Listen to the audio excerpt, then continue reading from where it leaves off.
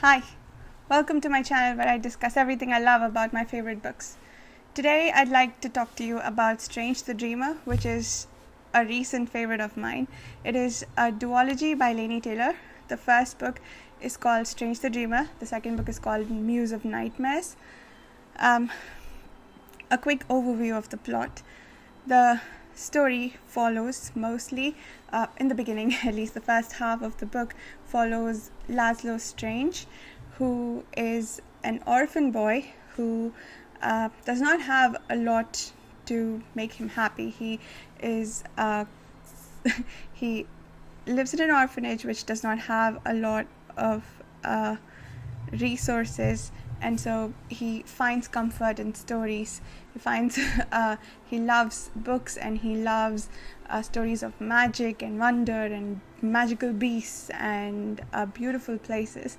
So the story that gives him the most comfort is one about this unknown and unseen city that's across the desert. There's a lot of mythology and legend around the city. Many people do not believe it to actually exist, but Laszlo thrives on stories about this city. When he's about 5, I think, a pretty young age in any case, he is playing in an orchard pretending to be one of the warriors from this unseen city, and he realizes that he suddenly no longer remembers what the city is called. Instead, he calls it Veep, and that's how it is known to everyone from then on.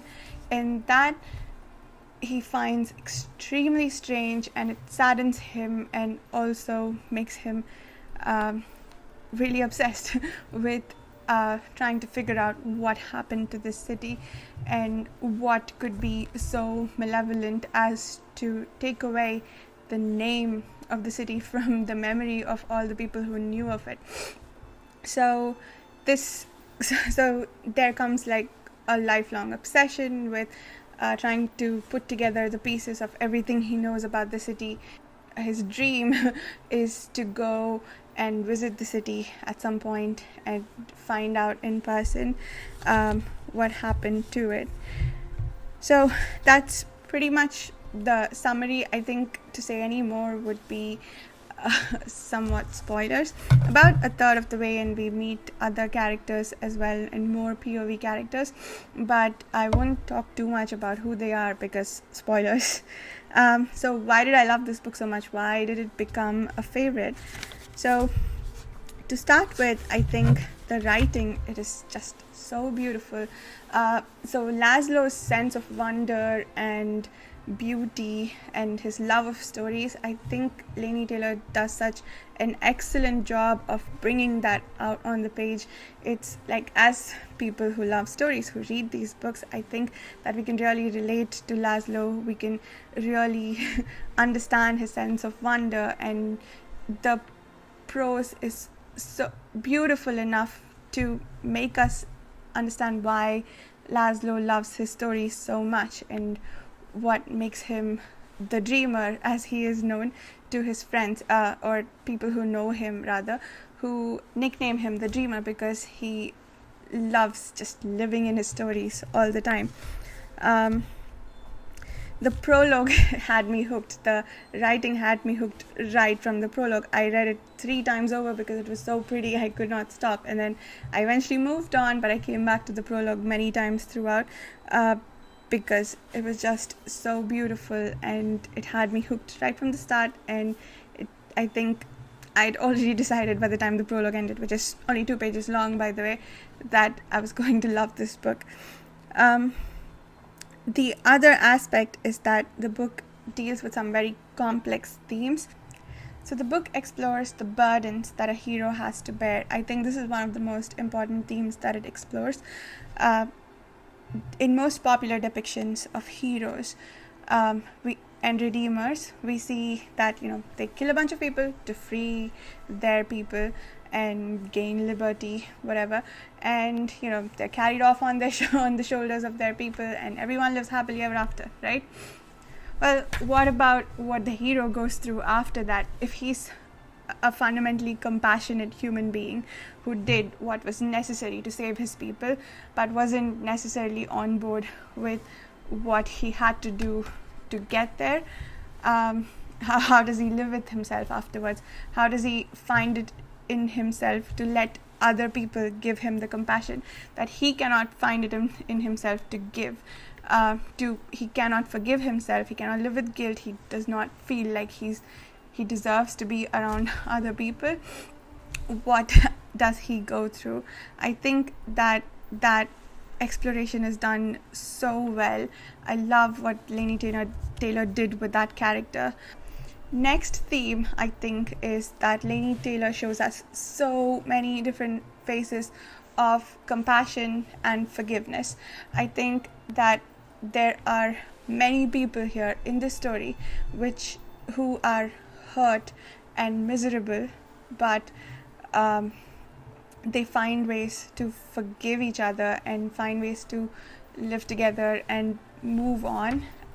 Even when some people seem so far gone in their hatred that there might not be any moving forward for them, there's just destruction or nothing, but they are able to move forward from there. And I think Laini Taylor finds so many clever ways to get there. No two ways feel the same. Every redemption feels earned, and I just love what she did with all these characters who seemed to be on the brink, and she brings them back ever so slowly with just the right amount of compassion for each one.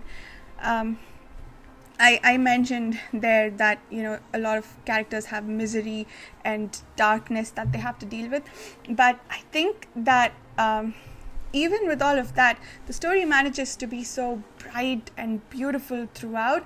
I think that's just really masterful writing to get there, because there are so many dark themes and characters who are just not happy, and yet the main thing that shines throughout the book is this sense of awe and wonder and beauty, of just never giving up and never stop thinking that people are deserving of compassion or deserving of affection, no matter how bad they might seem to us. I think that just comes out so beautifully in the writing, and also the focus on the beauty and the wonder does not deter from the more complex themes. I think it even, because of the contrast, maybe I think that those come out even better than they maybe would have if it was just like a dark book that that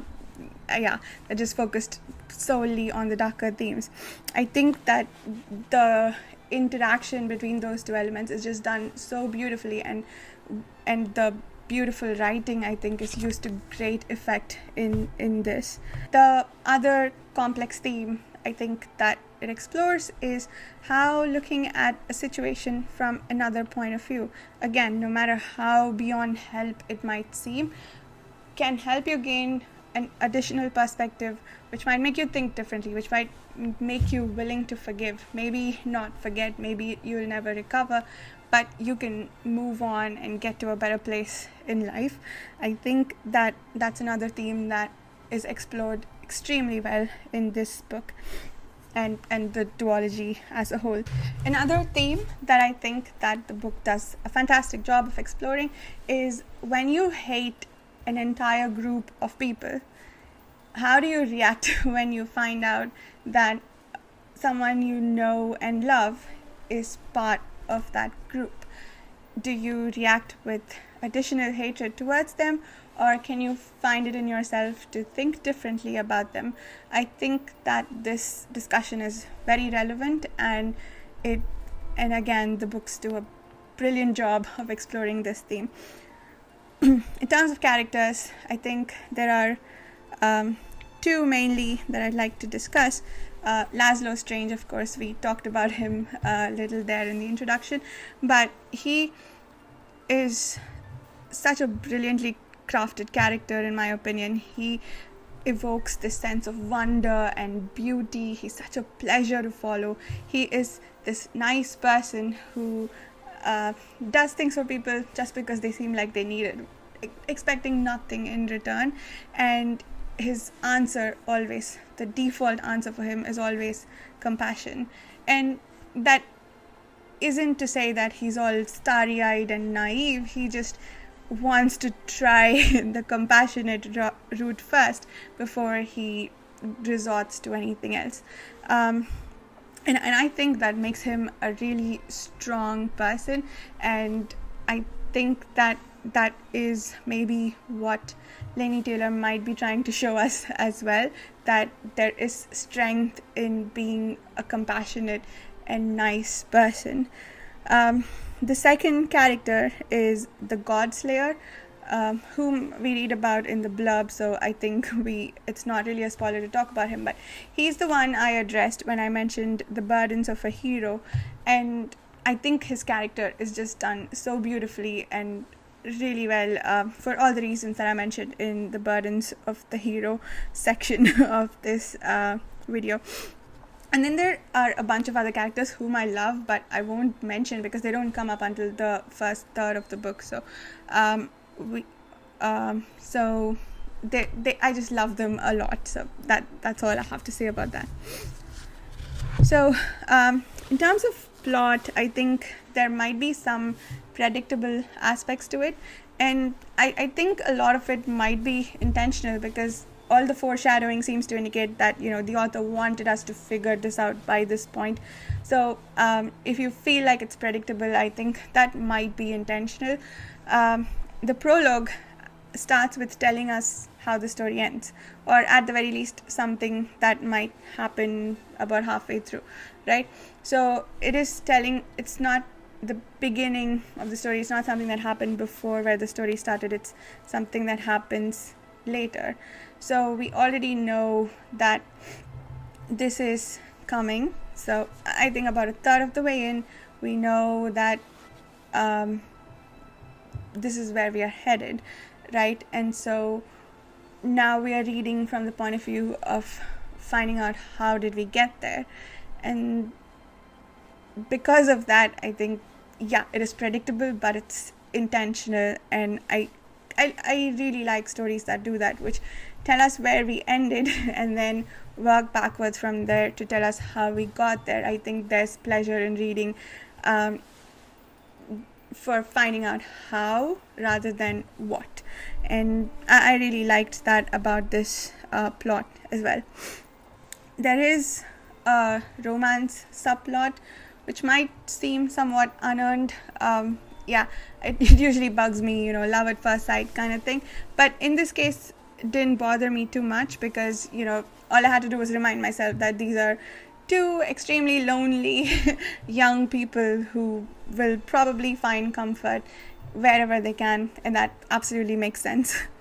So I think those were all the reasons I loved this book. It was beautifully written, it had some fantastic themes that it explored really well, and there were some lovely characters and a cute little romance that I enjoyed. One last thing that I'd like to mention in relation to this book is that it is marketed as YA, which is kind of surprising to me because of how complex and mature the themes are that it explores, and they're all handled in a very mature way. So that was surprising to me to find out that it was YA. And the reason it bothers me a little bit is that I think that I have no data to back this up, but if I had to guess, I'd say that YA young adults would not be deterred from reading books that are published as adult books, but adults might be deterred by reading the young adult books. So I don't think this book suffered too much for it. In fact, I think it's pretty popular, so it's not lacking audience or anything like that, but it just makes me wonder how many books, because they are maybe not marketed to the right audience, are not reaching people who might love them. But this one is pretty popular, so I'm glad about that. So that's everything I have to say about Strange the Dreamer. I hope you decide to check it out. If you do, please let me know how you liked it. Thank you so much for listening, and I'll see you in the next one.